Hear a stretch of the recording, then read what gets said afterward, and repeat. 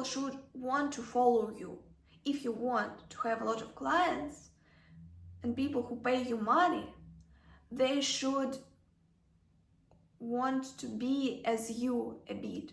And so that is why you should show your success. You should show your success. But you shouldn't, in reality, do it like stupid way.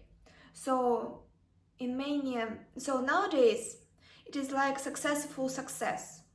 When a person, for example, sailor, stock market sailor, shows using his or her social media, like cars, amazing location, traveling that they has.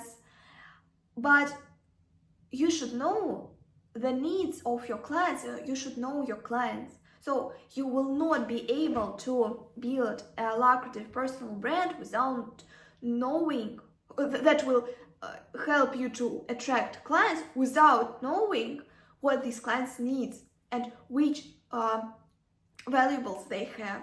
And so, for example, for extremely rich clients, if you show them that you have like Ferrari, it will be strange. They will never work with you. So you should know the segment of people that you would like to attract, and you should know ways how to do it.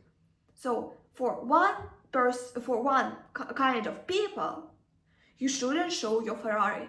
But for others, this will lead you to success and help to earn more money.